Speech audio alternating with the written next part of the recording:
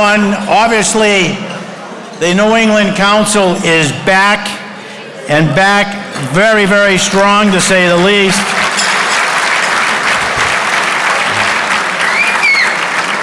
And needless to say, I can't tell you how thrilled I am to be able to be here to gather together after some 2 long years.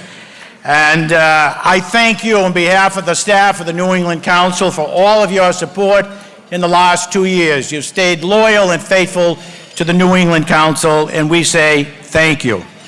I'd also like to say a very special thanks to our sponsor of today's program. Having this luncheon is not an easy feat to do, and needless to say, it is a very costly endeavor. I want to thank Amazon for being the sponsor, but more importantly, a gentleman that I've known for many years, who is Mr. Amazon of New England, Jerome Smith, who is a very important person.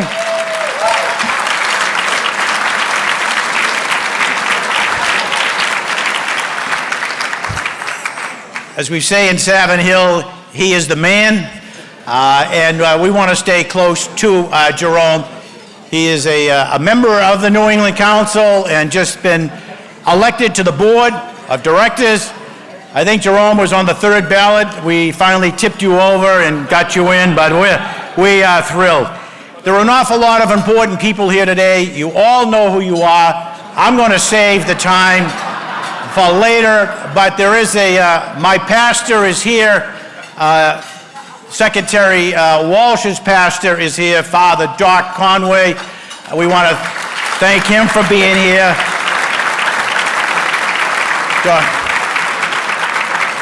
We call Father Doc the Father, Clint Eastwood of Dorchester, that he walks the streets and just says in a nice way, if you're acting up, he'll just say, you want to meet Jesus? Yeah, I do. Well, you're going to meet him very shortly. So don't get him rattled. Now, this is a mayor's event today because the speaker is a former mayor himself of this great city. Well, we have a few other former mayors here. Joe Sullivan from Braintree, former mayor of the Commonwealth of Massachusetts.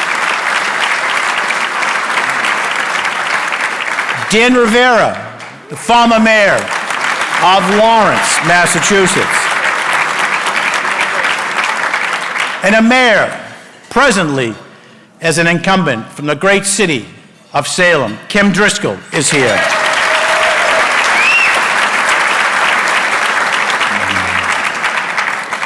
Now, many of you also know that Jerome served in public service, Beacon Hill, and needless to say, in Boston city politics by working with the mayor in City Hall. And now, as I stated, he is the head of the community affairs for all of New England. And he's going to introduce our very special guest in just a minute. If I could just tell you of a couple of events that are coming up in the next few days. The New England Council, we have Congressman Chris Pappas from the 1st Congressional District in New Hampshire will be speaking on Monday.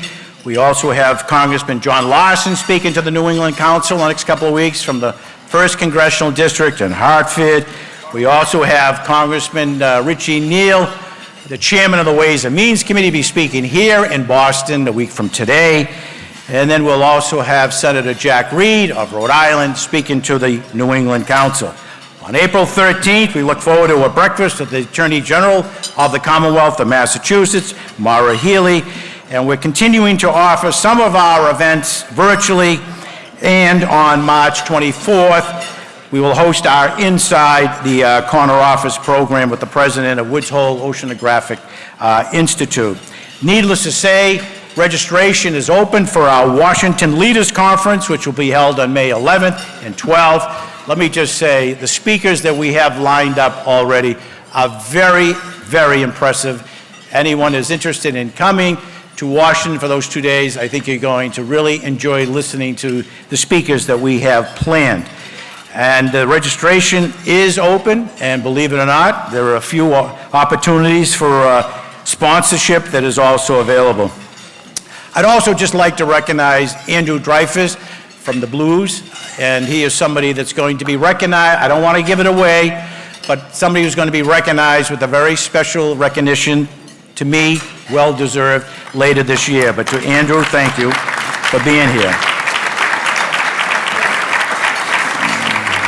And needless to say, we are very, very pleased that Secretary Marty Walsh could join us today to share some of the Biden administration's current priorities and initiatives. I think all of you would agree that we are just so proud of the Secretary. Many of you know that the Secretary and I share an awful lot in common. We come from the same neighborhood. We went to the same grammar school. We hung around in the same playground. We were interested in politics. He decided to run for office sometime after somebody who was already occupying an office that he thought that he could succeed in. I'm looking at my notes, Mr. Secretary, and it just said that the people in Dorchester were nervous that they were losing an articulate, thoughtful, dynamic leader, and they were worried about the future. It's my staff that wrote that. I didn't say that. I didn't say that. I wouldn't say that. Obviously, the shoes were very small to fill, and Marty Walsh did an extremely good job representing the constituents in Dorchester, and then went on to Boston City Hall as the mayor of the great city of Boston, and then now look at him. I just said to him, I said, you know, his mother is a very dear friend of mine. I see her at the 4 o'clock Mass at St. Margaret's on Saturday afternoon. I can't wait to see her to say, Mrs. Walsh, you're not going to believe this. We had your son speak here in the Seaport Hotel. Oh, I know, he told me. Did he tell you that in order to get into the room, the state police had to bring in the dogs to make sure the room was safe for Marty to speak? Are you telling me the truth? I'm telling you the truth. This is the mayor. I mean, he's come a long way. We are so proud of him. For a formal introduction of our guest speaker, please give a very, very warm and generous applause to the one and only Jerome Smith.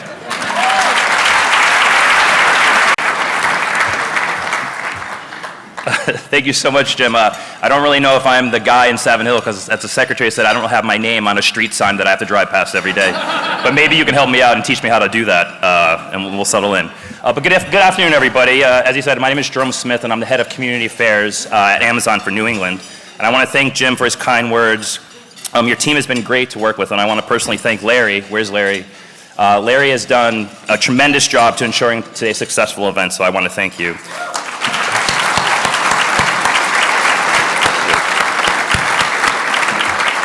And I want to thank all my colleagues of the New England Council for gathering us here this afternoon. It's actually really great to see people in person. I'm a little rusty in my social skills, so bear with me as I forget how to shake hands and do those things, but we'll get better at it. We're proud to be joined today by Secretary Walsh. Throughout his time in the state legislature, in City Hall, where I had the distinct privilege of working for him, and now in the Biden administration, one of the hallmarks of his career in public service has been championing the creation of workforce development across New England. You know, Amazon, we currently employ 40,000 Amazonians. And like Secretary Walsh, we are committed to growth and upskilling of our workforce. This past month, we announced the expansion of our Career Choice program, which offers free tuition for all of our employees, whether they want to pursue educational opportunities to advance at Amazon or grow a career elsewhere. And as Chief of Civic Engagement, I worked closely with Secretary Walsh to cultivate relationships with so many organizations that are deeply embedded in our community fabric. His passion for people is second to none, and boy did we know this at City Hall. We joked that his cell phone was the most lethal weapon to destroy our calm, quiet day. Almost every resident had it. And yes, they did. Almost every resident had it. At any point during one of our meetings, his phone would ring, and a resident or community would call him and let him know what they were experiencing. He would stop the meeting, quickly pivot to talk about the concern and how we were going to fix it. And he would end with my favorite line, Jerome, I'm going to need you to call them back today. He truly cared about this city and all its businesses and its residents. And as Bostonians, we couldn't be prouder of him for being recognized for all of his hard work by joining the Biden administration and having that same passion for all Americans. Now at Amazon, I'm excited to continue fostering those same relationships and continuing the good work that we accomplished together. And with that, it's my distinct pleasure to welcome Secretary Walsh.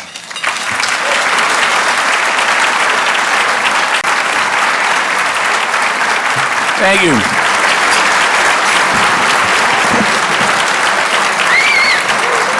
Thank you very much.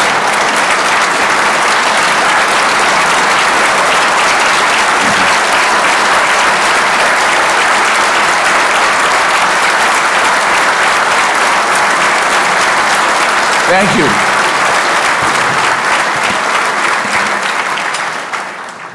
you. Thank you for that. And I want to thank Jerome for his introduction, his friendship, and the amazing work he did in the city as a team with us, and also his amazing work in the legislature. And thank you, Jerome.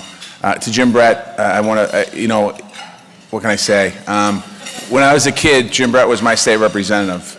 And so we didn't hang out together, but he was older than me, an older kid. But our stories are similar. Parents from Ireland, grew up in St. Margaret's Parish. He grew up in Grand Street, I grew up in Taft Street, literally about a 20-second walk from each other. He came to, he went to the House of Representatives, and I remember visiting him up there as a younger person and just being intrigued by what was happening in the House of Representatives, wanted to be part of politics. And I watched that. And then when Jim Brett decided not to run for election, I jumped in that race. And I know Charlie Tevin is here. It was a long time ago. Me and Charlie were in the race and some other people. I want to thank you, Jim, for everything you do, that you continue to do. And Jim was just appointed nationally on a board by the president for people with disabilities, and he's going to be the chair of that board. I want to thank Jim for his amazing work.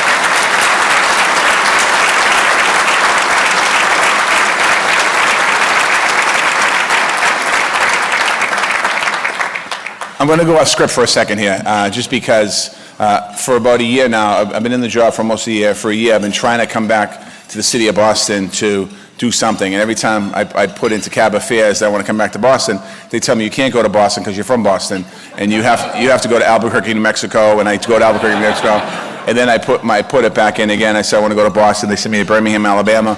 I'm like, okay. And then they send me, next week I'm going to Portland, Oregon, Tacoma, Washington, Seattle, Washington, New Mexico City in a couple weeks. I'm like, I got to get back to Boston. So today, somehow they let me come here to this event, and I'll be honest with you, just coming here, seeing old friends and old friends, I want to thank you. And just real quickly, a lot of you in this room are responsible for me being in politics and helping me throughout my journey. And I do want to give a couple shout outs. When I saw on the line Mike McDevitt, who's here, Mike McDevitt ran my first campaign for state representative, and I saw Michael. And then after I saw Michael, when I got elected to the House of Representatives, I met Jackie. I knew Jackie. I met Jackie and Gene O'Flaherty and Anthony Petrocelli and John Quinn, who's here, and Rachel Capralian. I shouldn't have done this now. Joe Sullivan. Some people, Danny Cullinan, who was a state rep, worked for me as an intern and then worked in my office. Seeing folks like that and staff from the State House helping me understand and grow and evolve. Yesterday I was down in D.C. and I spoke to a class of people. The Speaker DeLeo asked me to speak to his class. He's a teacher now at Northeastern. And I just thought about how my life come full circle. And then my city people that are here, I couldn't do this. My chief of staff and CFO, Dave Sweeney's here, Jerome Smith, Pat Brophy, Lauren Jones is here. Who else? I missed that. I screwed up and I shouldn't have done that. As I see you, I'm going to give you a shout out. But so many people in City Hall that I work with that were here, that just amazing. Thank you. To the business community in this room. When I became the Secretary of Labor, quite honestly, people said down there, the way it works down in Washington is when you're the Secretary of Labor and you're in the Labor Department, you're all about labor. When you're in the Commerce Department, you're all about commerce. When you're in education, you're all about education. And when I went down there, I talked about having conversations because you can't advance the goals of working people in this country if you don't have a relationship with business community. And I talked about the relationships that we had in Boston, and I still have in Boston. I talked about the relationships with the nonprofit community, so many of you in here that are in here, the nonprofit community, and all of that. So trying to take what I learned an awful lot in this city. This city is the big reason, and probably other than my mother and father and a few other things, and my faith, Father Doc, thank you for being here. I see you, son. Father Conway, you're the best. Father Conway is one of the greatest priests that I've ever met. Father Conway walks the streets of this city without police protection, by himself, trying to help people. Where are you, Father Doc? Stand up. You deserve a round of applause for that. Where are you, Father Conway?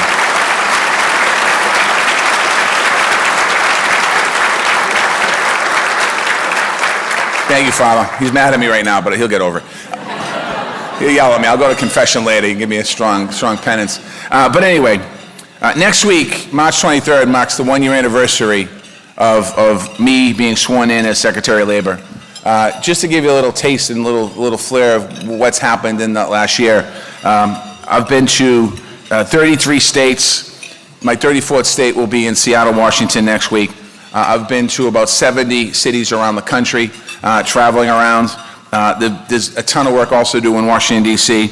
I've been visiting job sites, training facilities, companies, colleges, thank you colleges in the room, local officials, employers, workers, workers' rights group, a whole bunch of different people in different areas. As a matter of fact, when I was in Denver last week, I had a meeting in the Home Depot parking lot with undocumented immigrants that were being taken advantage by their employers, understanding the importance of not just representing the workers in this country that are here and have citizenship, but also representing the workers in this country that are here undocumented and making sure that they have the protections that they deserve as well. So I was in that parking lot the other day. I share the agenda of the administration. I'm listening to what workers need and what employers need. Some of the issues are the same everywhere. Will you hear it? I heard it here as Mayor of Boston. I heard it as a state representative. You hear it in different parts, whether it's a blue state or a red state. But the level of both political partnership and the depth of economic needs varies. It really does when you think about it as you go around the country.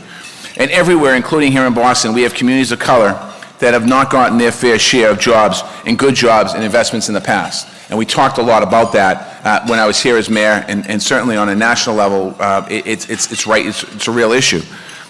So as Labor Secretary, quite honestly, I'm focused on empowering all workers, bringing more equity to our economy, and also partnering on solutions with employers and local communities. We did it here in the city. We brought employer partners to the table. We brought advocates to the table. In some places, we brought labor unions. I want to give a shout out to Local 103 down the back here. Thank you, Local 103, for being here, and the steel workers as well. We brought Local 103 to the table. Where now Lou at 103 is really looking at his membership when he's putting together an apprentice class, and Lou doesn't have to be told, you need to get women and women of color and men of color in your trade. It's happening naturally, and we need to do that more around the country as we move forward. President Biden is deeply committed to healing our country's divides by bringing America together. We saw it in the infrastructure law. The infrastructure law was a bipartisan infrastructure law. We had Republicans in the House and the Senate vote for that law when people said it couldn't be done. Since President Biden's been in office, he's passed over 70 pieces of bipartisan legislation. So,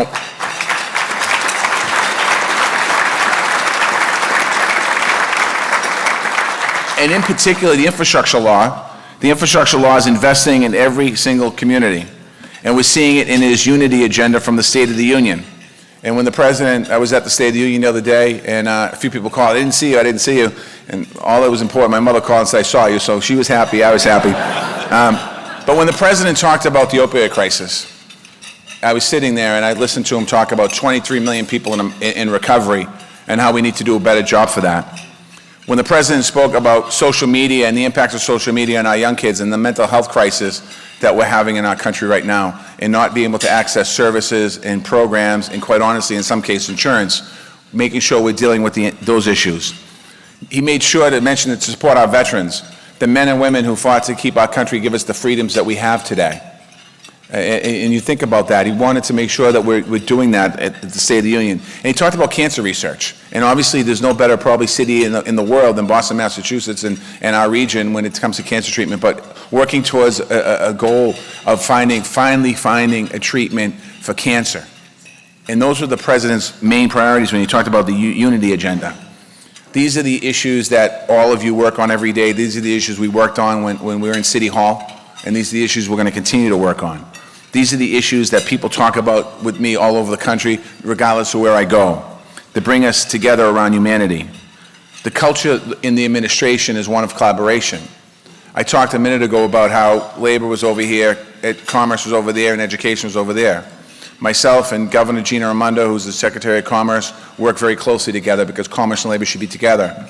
Secretary Cardone, who comes from Connecticut, is also part of our conversation because we're making sure education is a big part of what the future looks like. We can't have any of this if we don't have business, labor, education, educators working closely together on this. I have partnered with the Transportation Department on a national level around trucking and infrastructure, with commerce on job standards and quality, on education, grants to community colleges, and how do we improve our community college system around the country. Not improve it, but strengthen it.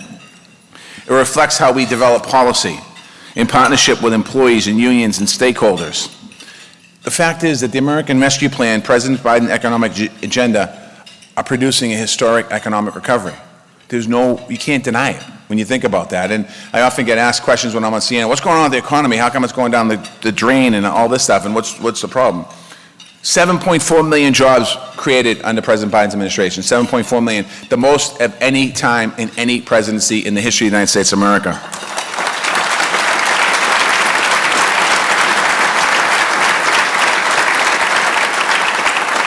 90% of the jobs pre-pandemic have returned to the workforce. The lowest number of people on unemployment insurance since the 1970s. The strongest economic growth in over 40 years. The infrastructure law is also going to help us create good jobs for years to come. But we also face considerable challenges. Inflation is something that we are focusing on, we need to focus on. And I often talk to people when I ask that question of inflation previously to the last 3 weeks, I talk about reminding people that we're still living in a pandemic. You know, two years ago yesterday, in our cabinet meeting, we had to make a very difficult decision to shut the city down. And none of us expected that was going to happen. Aisha Johnson was there, Aisha Miller was there in that conversation. Along with our team, we talked about what we have to do. 2 years later, we are moving towards the end of the pandemic, but we're still not out of the pandemic. So that has pressures on inflation, the disruptions, and now what's happening in Ukraine. First and foremost, I want to be very clear, our hearts and prayers go out to the people of Ukraine for being attacked by a dictator, by a bully, and the Ukrainian people are showing their resolve by standing out and fighting back.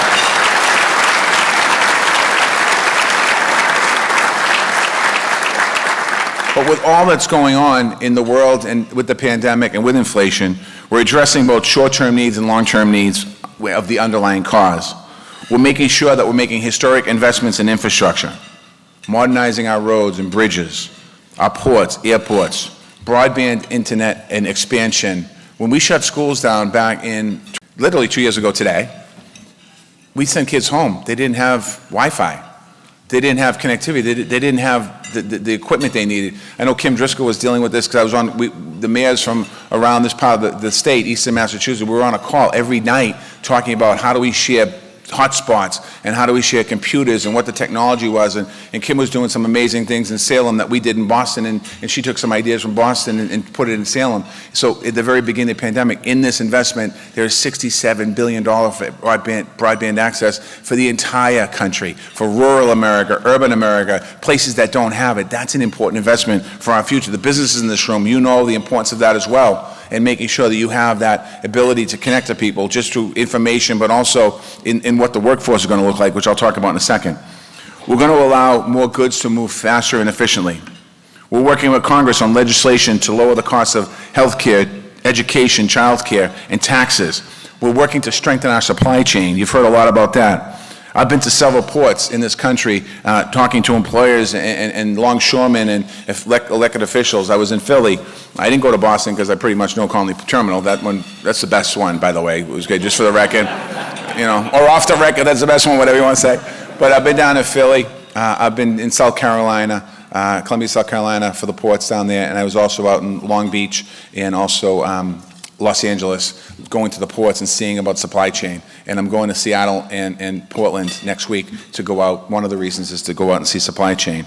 We're working very closely to help alleviate some of the burden of supply chain in this country.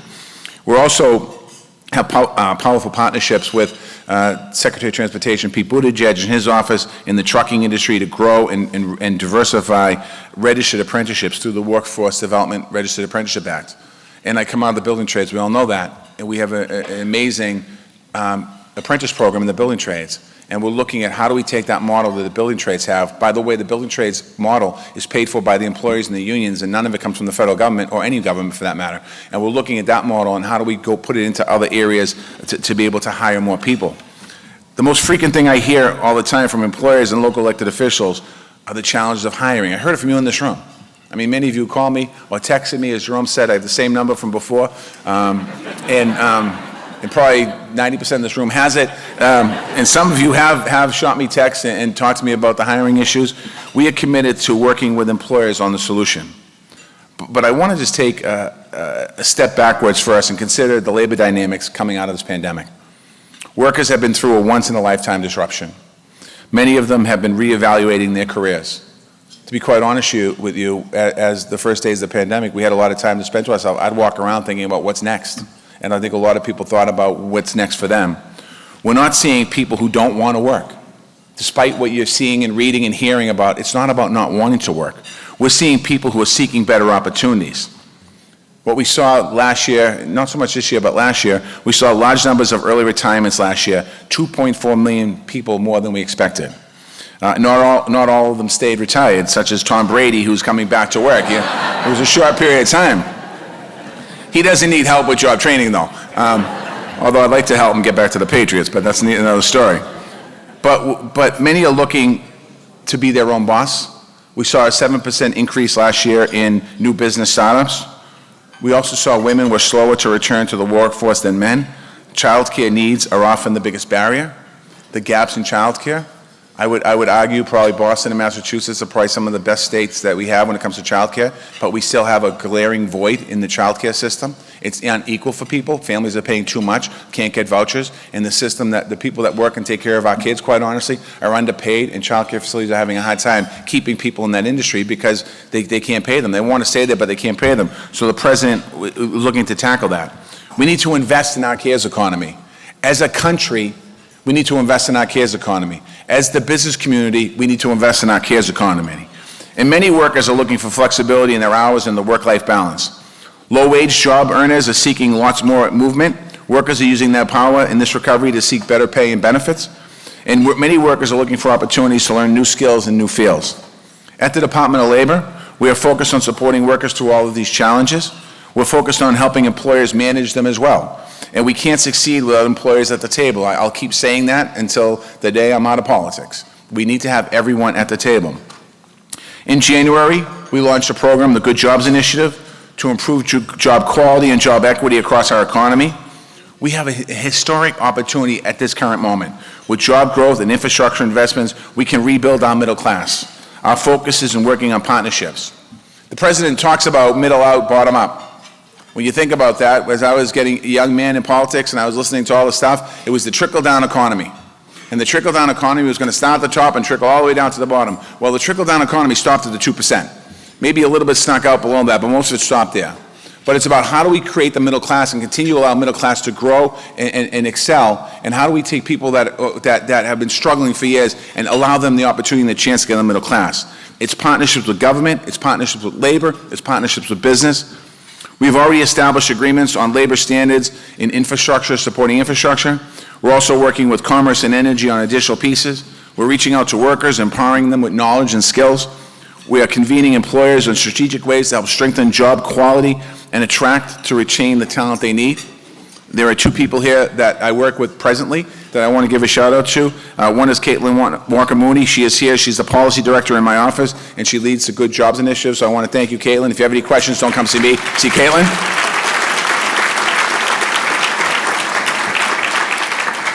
And Brett, I'm going to get to you in a second. Workforce development is also another key part of the conversation. It's the policy area that brings everyone together around a good job. So we can be committed to partnering with industry, strengthening our workforce, and expanding opportunities available in every community in our country. Apprenticeship is a powerful and proven strategy that we're investing in. It works. I saw it work firsthand. It has long history in the skilled trades, as I mentioned. And here in the city of Boston, just so in case you don't know, we have two pre-apprentice programs in the city of Boston. One we started with before I was the mayor when I ran the building trades with the Boston Housing Authority.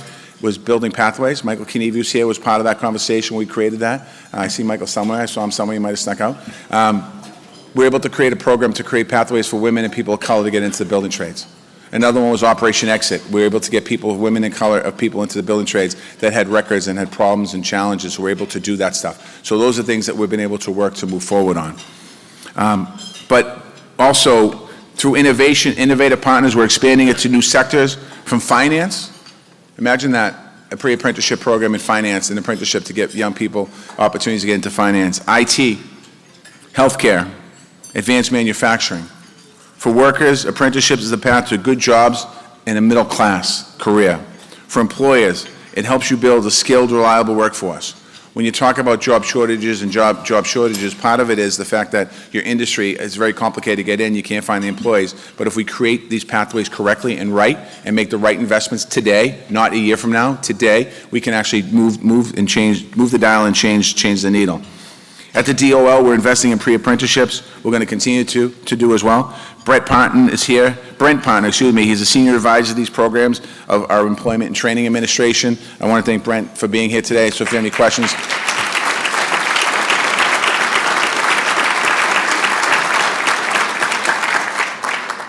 Brent was able to, when the president called us into his office one day and dealing with the port issue, one of the issues with the ports, mostly in LA, is that there's not enough truck drivers to unload the trucks. So we have 80 or 90 ships out in the harbor. We bring them into the port, unload them, but there's no trucking. And we realized, we brought trucking industry in, we brought the union in, we brought the companies in, the non-union sector, the independent sector, and Brent put together a program with the DOT, the federal DOT, not Mass DOT, federal DOT, and they came up with a 90-day trucking challenge. And in that time, I want to say 200 companies have signed up about apprenticeships. Truck driving is and was, and it's not always perceived as a good job that allows you the opportunity to get into the middle class. You absolutely have the chance to get in the middle class. They're good paying jobs. So we need to respect our truckers and we need to get more in. So we're able to do that in trucking. We can do it in any industry in the country. These workforce partnerships represent a historic opportunity. Employers need talent, but we've never given all of our workers the opportunity to need to fill these jobs. For the first time in our history, for the first time in the history of the United States of America, we can lift up workers in every community. That means a stronger, more resilient economy moving forward. So everyone has the room to get involved in the hiring opportunities to get jobs. So there's other things we're doing in the administration too. I could talk for hours. I think I have a time limit to take some questions. But I just want to say thank you from the bottom of my heart. Thank you to the folks that helped me get my first job in politics, was being a state representative. I loved being in the House of Representatives, 16 years. Many of you are my friends still. Serving as 7 years of this incredible city. Everywhere I go, or every interview I have, if you listen to me, I talk about Boston, Massachusetts. And people are like rolling their eyes. Here he goes again. There's actually a tweet. Somebody tweeted the other day a bet before I went on saying, I wonder if Secretary Walsh is going to talk about Boston, Massachusetts. And just because of the tweet, I didn't mention that article, so I just kind of stuck it back. But I just want to say thank you all. Jeff Sanchez is another dear friend of mine who I serve in the House of Representatives with. Thank you, Jeff. And I knew I shouldn't have gotten to the name-calling thing because now half the room's pissed at me. So I'll get to you. Come on up, Jim.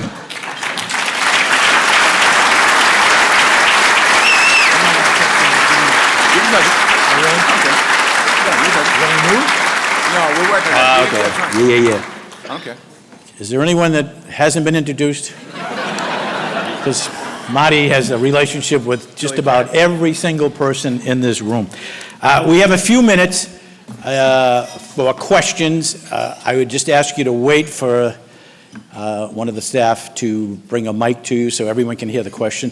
I'm going to ask Christina from Amazon to ask the first question. So as soon as we get the mic, and Christina is over here. And hasn't he come a long way, Billy, from Taft Street? Oh, my. I didn't mention John Greeley. Oh, yeah, no, that's, yes. Yeah, Mary Joyce Morris, from Willis Street, big supporters of yours. Sure. Still voting. Still voting on Willis Street. Well, she doesn't live there, but she's still voting from there, yeah, right. Ward 13, Precinct 6. Yes, kidding. Good afternoon, Mr. Secretary. Great to see you today. So one question that I have for you, a conversation I've been hearing a lot within the business community here in Boston is around workers returning to downtown Boston. While my question is specific to Boston, I don't think that this is a conversation that's unique to just Massachusetts. What can the business community and employers do, and what can local, state, and federal policymakers do to encourage workers to return to work and make sure that they feel safe doing so? No, thank you. I'm going to address the question as if I heard the question, what can employers do in the United States of America to get the people back into downtowns of America? That's the question I heard. That's for the press. First and foremost, you know, as the former mayor, or when I was the mayor, one of my biggest concerns during the pandemic, early days of the pandemic, is my office used to overlook Faneuil Hall. And I would look out that window, and you could literally see in February, March, April, the change in the people coming to the Faneuil Hall, and then by June, July, and August, packed with people. And that year of 2020, there was literally no one out there. And I thought about the impacts what the pandemic had on the businesses in the downtown core and the neighborhoods too. But the neighborhoods, in some ways, I'm not everyone, but in the neighborhoods, you had the support of the community. If you had a restaurant, they would buy takeout from you. They would do different things. In the downtown core, people weren't doing takeout from the place in downtown, because other than maybe Millennium and a few of the residents down there. I think it's very clear. The president at his State of the Union the other day said America's open for business. He asked people to come back to urban America. He asked people to come back to their offices. He asked people to come in. What we're doing at the Department of Labor, you know, we have not had a full building since I've become Secretary of Labor. It makes it really complicated to get to know your team and learn your team because it's been on Zoom. When the city went out, when I was here and we shut everything down, I knew my team. So I didn't have to worry about who was on Zoom, whether it was, you know, Mike Broll, I knew who he was, or Aisha, or other people that were on the Zoom. I knew who they were and what they did and what they're capable of doing. So we haven't had a chance to build our team up. So what we're doing now, we're putting in a policy inside the Department of Labor to ask, it's going to be 25, 50, 75, 100%, and that's over the course of the next couple of months. And we're also being very careful on understanding that work-life balance and thinking about where telework can work. And maybe we don't have to have everyone in for 5 days a week. Maybe you can have somebody in a couple days a week. We're allowing people the option if they want. There's the mask mandate has been lifted in Washington, D.C. We're allowing people, if they want to wear the mask when they come into work, they're fine. They can wear the mask. You should wear your mask. And you don't have to. But also we're asking people to respect each other. And I think that's where we can't lose sight. I think we lost a little bit of that in some parts of this country over the last 6 months. We lost that respect. So I would encourage businesses to communicate really strongly with your employees, to let them know what's expected. I would also ask businesses, and we're doing this in what's called the Future of Work. It's not a long-term program, it's a short one, that we're looking at what's being shared for best practice around the country. Some companies have really amazing ways of bringing people back into the workforce, maybe not 5 days a week, but with the options, and other companies are changing. So the best answer to you is I would love to see people back in town here in Boston. I was in New York. On Tuesday, and Tuesday night I walked down through Times Square, and it was pre-pandemic time in Times Square. I mean, people are back. In D.C., the last 2 weeks, the traffic is back in D.C. So I do think we have to go back, but I'd ask employers to work with your employees to make sure that they feel safe and comfortable. We still have a lot of people that are having a problem with childcare. We have a lot of people that, quite honestly, in our numbers, jobs numbers, we've seen a decrease in nursing homes and assisted living facilities as far as people working. So that got to assume that we have shortages there, so people might be taking care of their parents or their grandparents in their home. And then people are still afraid of the pandemic. People are still concerned for their own health, and they have every right to be. The pandemic has killed over 1 million people in America, nearly 5 million, almost 6 million people, I believe, in the world. So the pandemic is taking lives of people, our friends. So I would encourage people to get back, but have that constant communication with your employees. Just a couple of questions. Is there any settlement in the works for the overpayment of the federal jobless benefits? Yeah, so in the American Rescue Plan, the Congress gave us the ability to pass the information on to states to allow basically forgiveness in the unemployment insurance overpayment plan. What Massachusetts is looking for is a little different. We're working, I don't have the full details here, but my office has been in contact, we've been in contact with Rosalind Acosta, the Secretary of Labor for the Commonwealth. I've spoken to the governor. My ETA, Brent's been working on it here, and my ETA office has been working on it.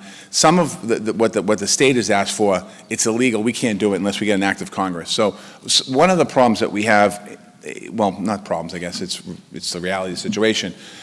We can't do a lot of just forgiveness just by coming up with a rule. We have to go to Congress, because Congress specifically, when they did the American Rescue Plan, where they extended unemployment benefits, when they did the CARES Act before that, when they did the unemployment benefits, they're very specific about who gets it and how they get it, and then they were very specific on how we can write it off and how we can basically say. So anybody right now, anybody in this country that was overpaid $250,000 or more, we're deeming that, I think, as basically as a fraudulent case. That Department of Labor is investigating that, the U.S. Justice Department. I think we have 736 open cases right now in our country. We had 234 convictions out of the Department of Labor alone on overpayment of unemployment insurance, but we're talking 200,000 above. On the lower numbers, we're going to work very closely. Some people just got the payment and they didn't realize it, and there's some technicalities here in Massachusetts. A separate note, the unemployment system, as you know, there's 54 unemployment systems in the country. Every state kind of has every state has their own unemployment in territory, has their own unemployment system. What we do is we fund them through the federal government in a lot of ways. That money goes down, legislature does as well.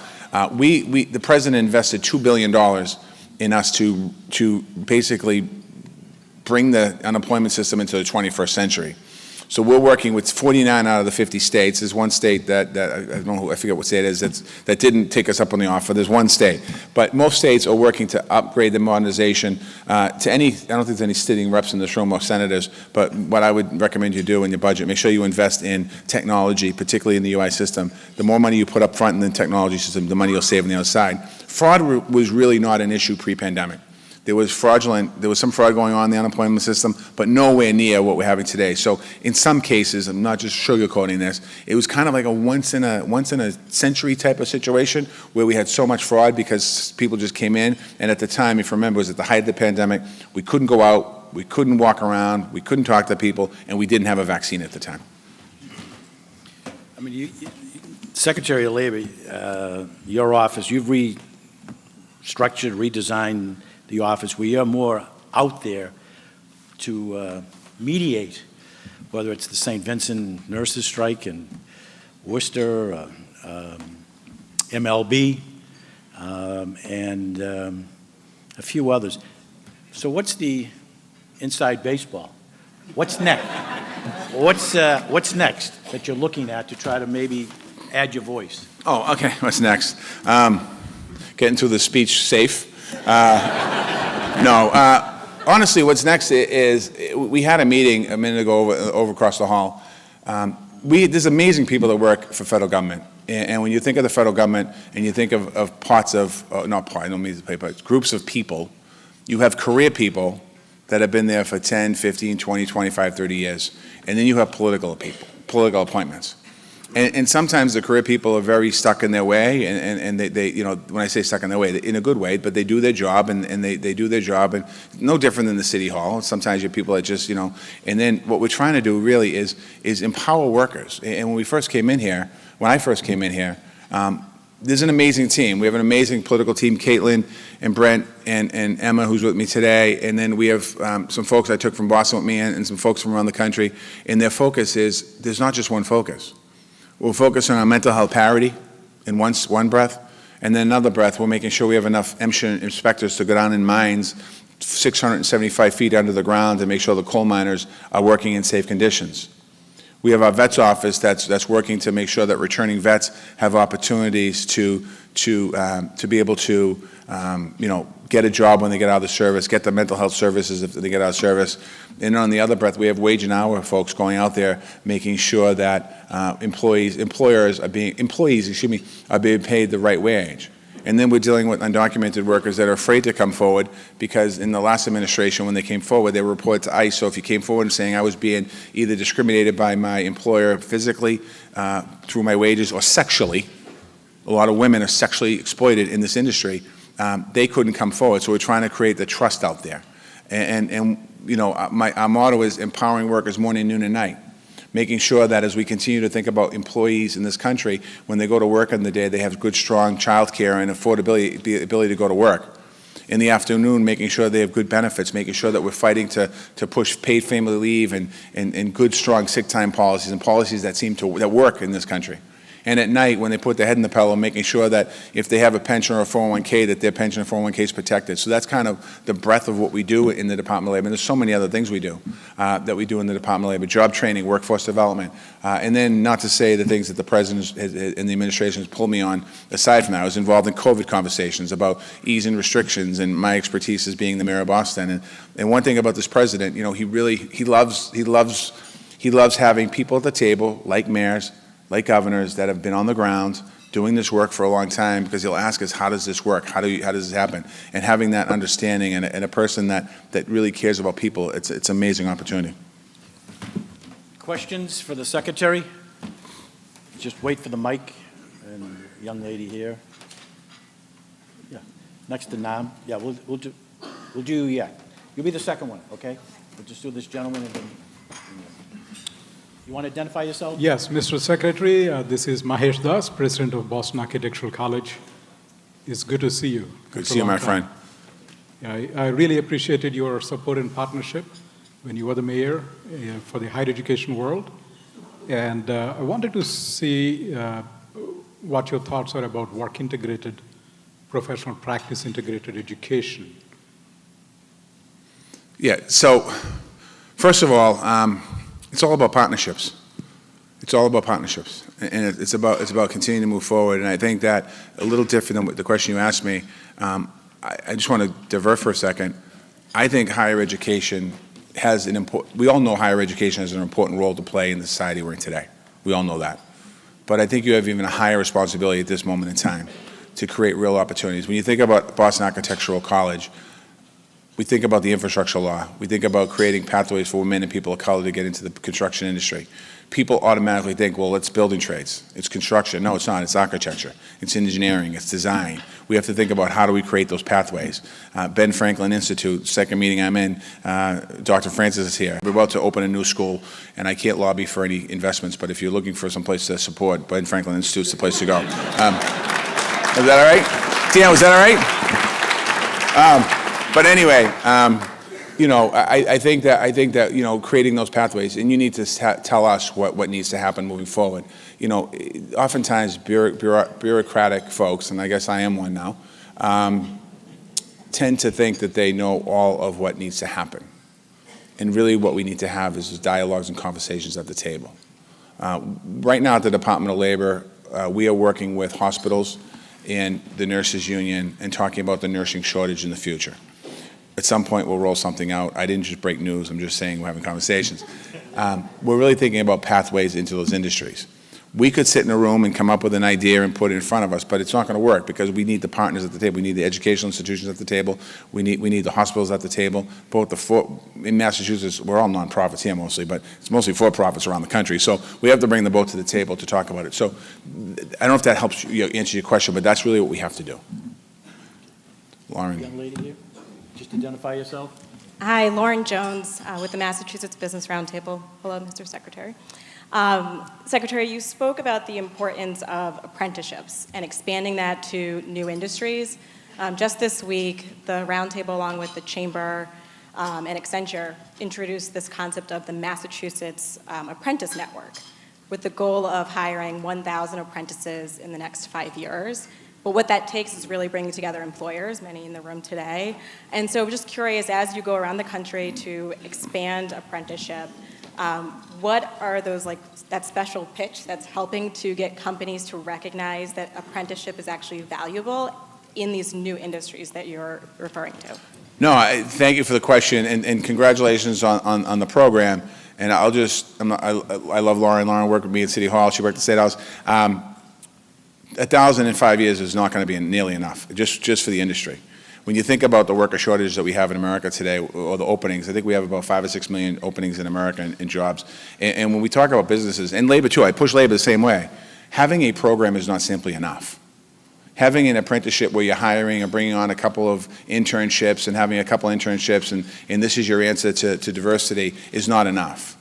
We're talking about scaling it up to a big time. And what we're going to do at the Department of Labor, we'll talk to you about that a little later. I know you're coming down and talk to us in DC about it. But how do we scale these programs where not only do we have strong apprenticeship programs into any industry in this room, by the way. There's not an industry that's in this room that can't have an apprenticeship. But it's an opportunity to really create pathways into that industry and look outside the box for how we can get more and more people into those industries. And to go back to the bureaucracy, I'm trying to unclog the way we give money out. I'm trying to make the money less restrictive. I tell this story all the time. I remember being a state rep, and we used to fund job training programs, and we'd all go visit them as state reps, and we'd go to a program. And I'd go into a nice room somewhere. I won't mention any names or any programs, but I'd see 10 or 15 people in the room, and they'd be learning how to code, and I'd be looking at the people. And my mother's an immigrant from Ireland. Many were immigrants from other countries, and they were older. And I'm thinking to myself, they're never going to go code when they're done with this program. And there was nothing at the end of the job training program. There was no connection to a job. I actually think to be successful, we need to partner businesses with job training programs. So when a person's in there being educated, they're yours. Amazon has tried it around the country in certain places. Other people, Blue Cross has tried it in certain places. Other people have done it in other places, but this is a chance to scale that up. And I think that, and again, for the federal government, we need to get out of the way. And that's why when like Caitlin and Brent, and they weren't going to be here, to ask them to be here today, because I want them to hear this room full of people that are full of innovators in a lot of way, and how do we take some of the models that we learned here, at Mass Roundtable and other places. Manny Lopes from the health center, used to be at the health center, now he left in the private sector, he's doing well for himself, but before he was in the health center, Manny had a problem in the very beginning of the pandemic with getting his staff to go to work, and then he had a problem in his health center. He probably had the largest amount of undocumented people in the community in East Boston, and how do we attract those folks? How do we get them into the health center? And you do it by, quite honestly, getting your staff in the health center that know the community, go out and talk to them. So it's being innovative. Okay, we only have time for 2 more questions. I see Darren Donovan in the back. You want to do Darren and maybe Kevin, maybe Amy if it's quick, and that's it. Okay? Thank you, Darren Manny. Donovan. Thank you. One of Darren the good Donovan. guys. One of the good guys. Say it one more time. Thank you. South Boston. South Boston. More importantly, family in Connemara. I don't know if you heard, I'm Darren Donovan. In a lapse of judgment, Mr. Secretary, you pointed me to the Boston Private Industry Council. Thank you for that. It's been a privilege. I became the chair of that. And really more awareness and a question. During the pandemic, chronic absenteeism for black and brown students was twice that of white students and into the 20s. And I think there's real concern about a generational impact. You talked about how are we preparing young people for these jobs, especially these technical jobs. Just wondering, what do you think in a national response we can do so we don't leave this generation behind? Well, Thank you. Thank you. The number you just said, every category, the Bureau of Labor Statistics, which is part of the DOL, we watch numbers. And every number we look at, the number in the black community, African American community, is double. Unemployment is double. Women unemployment is double. Women pay equity is double, meaning less in a bad way.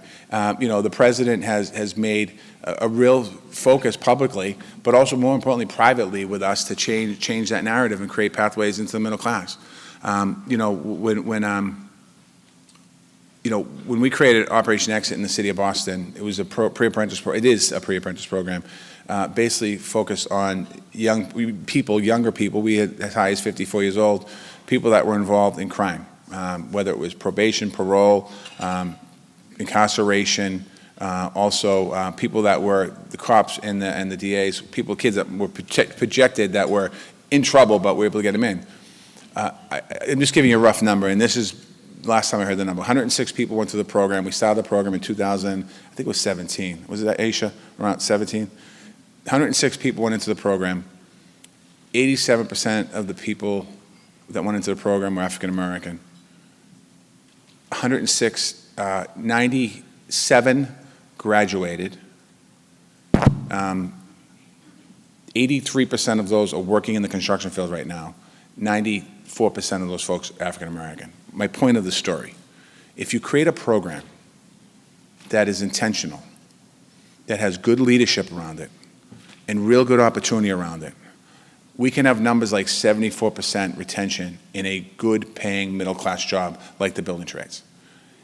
If you drop out of school and you're a young person from Boston, and you're a person of color, African American, Latino, or even a young white kid, and you go home and you don't have anything at home, and nobody gets those arms around you, then what do you think I'm saying this to you, Darren, what do you think the outcome for that person is? The outcome for that person is a life of alcoholism, substance use disorder, in and out of prison, poverty, all of that. We've seen it work, but we have to make sure that the work isn't just about having a program. I have a couple kids from John D. O'Brien, and I feel great about myself. No, it's about how, and I'm not criticizing the businesses. I love you in Boston. You've been there for me every single time I asked you. But it's how do we scale that program up? How do we scale that program up across the country? What we're doing about it, when I say we, the federal government, inside the infrastructure law, there's equity built into it. As we're putting these contracts out, there's equity built into it. As we're awarding this work, we're keeping track of what that numbers look like. We're making sure we're working with mayors around the country. We're working with governors too, but it's mostly mayors and local officials that we really have to work with, because those are the people on the ground. Dan Rivera knows that, Kim knows that, and Joe Sullivan knows that. People who are mayors know that. So again, we have to be really focused on our work. We have to be really focused on our work. I'm looking at another man in front of me, Lee Pelton, who was president of Emerson here in Boston when I became the mayor of Boston. And we had so many conversations about how do we make sure we allow young people the opportunity not just to go to Emerson, but he's on the Boston Arts Academy board as well, and making sure that we're really, first of all, about putting some pride in the school. So we're building a first-class, best high school in the country for Arts Academy, to let our kids know that walk through there, they have some pride when they walk through, that they're respected. So we have a lot of work to do, but again, if there's any place in the world that can do this and do it right, it's Boston, Massachusetts.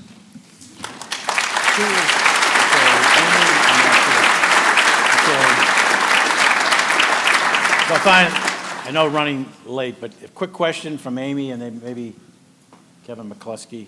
Amy? Hi, Mr. Secretary. Good to see you again. I think it's been 12 hours since we flew together. There's several of us in this room who have the honor of serving under Chairman Brett on the Governor's Commission on Intellectual Disability here in Massachusetts. And so I wanted to pose a question to you about your priorities for people with disabilities in the workplace. And your thoughts on that on the federal level. Yeah, no, thank you for the question. First and foremost, as a mayor, it was a huge priority of mine. Kristen McGosh, who still runs the Office of Disabilities in the City of Boston, making sure that it wasn't simply about putting a handicap ramp up on Beacon Street. It was also making sure that we had access to internet services on websites, to jobs and training, and all of that. And now down in D.C., we have an office on disabilities as well that's looking at the 13C minimum wage rule. Now, that might be controversial in here, but it's changing, and we need to make sure people with disabilities are treated fairly on the job site, that they earn good wages, they earn good with their employees, and allow them also opportunities to interact and work and engage with people.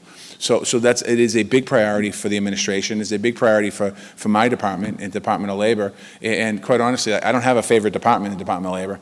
So whether it's the Women's Bureau, our Office of Disabilities, MSHA, OSHA, anything that, wage and hour, EBSA, well, maybe we'll push EBSA over here a little bit because that's technical. The pension people in the room, we'll talk about that later. So no, it's a big priority, not just for me, but it's a big priority for the president.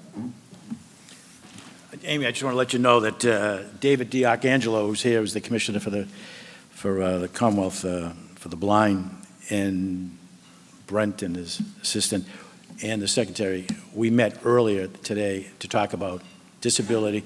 How, in God's name, do we allow 70% of people with disabilities to be unemployed in this country? It's an absolute disgrace. And what we need to find ways of getting that issue out front to employers, but also to Department of Labor, who has a major role to play on giving people with disabilities the opportunity to work in the workforce. So that meeting, in 15 minutes, David is still here, will say to you, he's never heard anyone from the administration talk that way. So these aren't words. That's right from the heart, and he's going to hold people accountable. But as I said, 70% of people with disabilities who want to work are unemployed. That's a sad commentary. Finally, Kevin McCluskey, last question. I'm sure it's going to be a softball. Mr. Secretary, you do a great job. I just want you to know that. But go ahead. Well, first of all, I'm not Darren Donovan. wish I were, but let's not go there. Mr. Secretary, you know, Dorchester has a lot of success stories, but no one has ever gone from the little house to the White House. So you're the GOAT as far as that goes.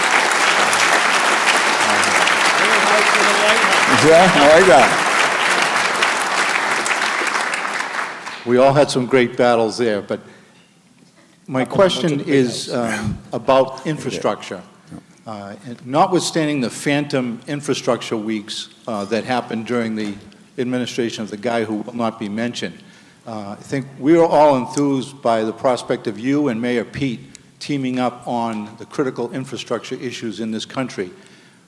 Part of the criticism before from previous efforts was how can you get things to shovel ready and actually get them done? So if you could speak to that process, I'd appreciate it.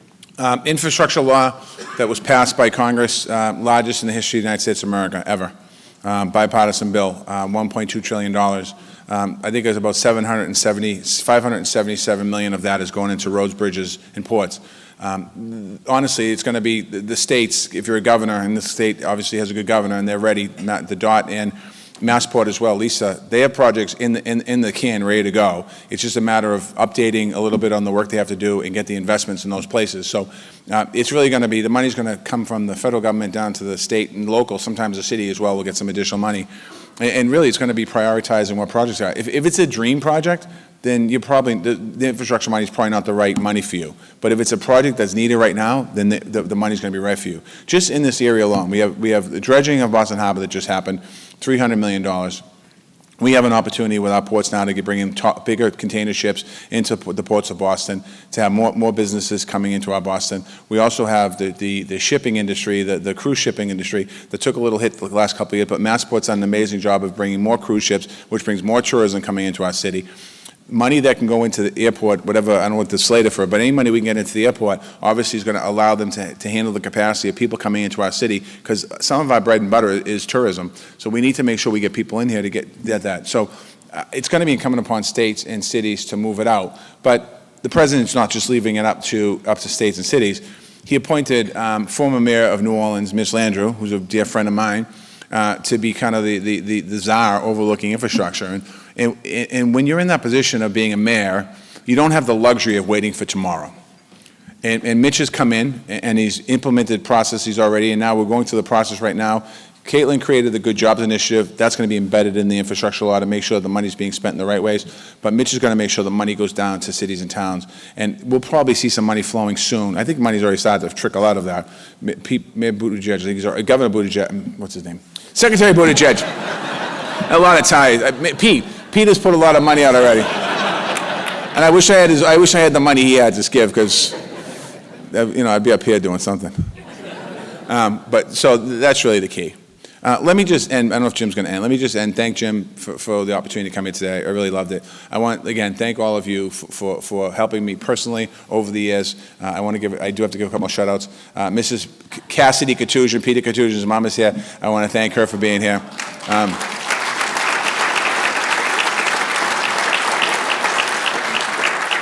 I met Mr. and Mrs. Katusian when I was a young boy, young guy with Pete and the rest of the boys over there, and he was a great man. I want to give a shout out to Alexis Fennerin Kachuk, who also helped us when we began marijuana and the process of that, putting the plans together. I want to thank Alexis for what she did. Again, and all of you in this room, if I didn't mention you, it doesn't mean I don't love you. Thank you for what you did. I'll give Dan Conley a shout out because I want to thank Dan for coming here. Dan was on a very important business trip a couple days ago. He came back for the speech. Thank you, Danny. But again, to Jim Brett and to the council, to Jerome, I can't thank you enough. It was actually, I took a picture of Jerome and his team a minute ago, and I was looking at the team, and some of that team used to be my team. And when you hear about good people going to work for companies, and sometimes those companies are in the newspaper for whatever reason, but when you see good people go to those companies, you know that company's heading in the right direction by integrating that company with good people. So thank you all for the work you do. I hope you have a great day, and happy St. Patrick's Day. You were walking down, so great. I love it.